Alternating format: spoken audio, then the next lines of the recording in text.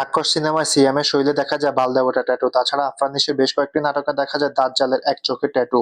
আপনাদের সন্তানদের চোখে চোখে রাখুন। বর্তমান মিডিয়া জগৎ শুধু বিনোদনের জায়গা নয়, এর আড়ালে লুকিয়ে আছে এক ভয়ঙ্কর অন্ধকার জগৎ।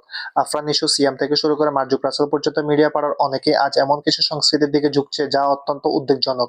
আপাত দৃষ্টিতে এগুলোকে ফ্যাশন বা আর্ট মনে হলেও এর গভীরে রয়েছে ইলুমিনাতি বা শয়তানের উপাসনার মতো বিতর্কিত রিচুয়াল। এই গোপন চক্রের মূল লক্ষ্য হলো সমাজ থেকে নৈতিকতা ধ্বংস করা। কথিত আছে এই রিচুয়ালে তাদের পূজনীয় প্রতীক বা দেবতা হলো বাপমেট, বাল, এক চোখ এবং পেঁচা। এরা মূলত রক্তের পিপাসু অপশক্তির প্রতীক। জাগতিক খ্যাতি, বিপুল অর্থ আর জনপ্রিয়তার লোভে পড়ে অনেকেই আজ নিজেদের আত্মাকে কলুষিত করছে। সবচেয়ে ভয়ঙ্কর বিষয় হলো এই অপসংস্কৃতির পেছনে একটি সুসংগঠিত দল কাজ করে। দেশ জুড়ে যে শিশু অপহরণের ঘটনাগুলো ঘটে তার একটি বড় অংশ কিন্তু এই ধরনের অন্ধ রিচুয়ালের বলি দেওয়ার উদ্দেশ্যে পাচার হয়ে যায়। আপনার সামান্য অসচেতনতার সুযোগে আপনার সন্তানও এই চক্রের শিকার হতে পারে।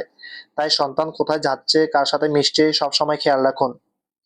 পবিত্র কোরআনে মহান আল্লাহ তাআলা এই বাল দেবতার উপাসনা এবং নিজের আত্মাকে শয়তানের কাছে বিক্রি করার পরিণতি সম্পর্কে স্পষ্ট হুঁশিয়ারি দিয়েছেন।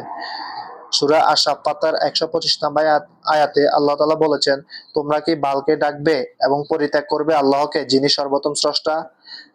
এরপরে সূরা আল বাকারার ৯০ নম্বর আয়াতে আল্লাহ তাআলা বলেছেন, যার বিনিময়ে তারা নিজেদের বিক্রি করেছে তা কতই না নিকৃষ্ট।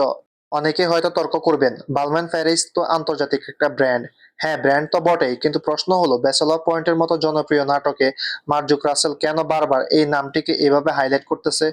এটা কি শুধুই কৌতুক, নাকি কোনো একটা এজেন্ডা বাস্তবায়নের অংশ? বিশ্বাস না হলে আপনারা ইন্টারনেটে সার্চ করেই দেখুন। আরফান নিশোর এক চোখের ট্যাটু থেকে শুরু করে অনেক সেলিব্রিটির শরীরে আঁকা বিচিত্র সব শয়তানি প্রতীক ও ট্যাটু অনলাইনে অ্যাভেলেবেল। এগুলো কোনো কাকতালীয় বিষয় নয়। এখন থেকে সতর্ক হন এবং শেয়ার করে অন্যদেরকেও সতর্ক করুন। আসসালামু আলাইকুম।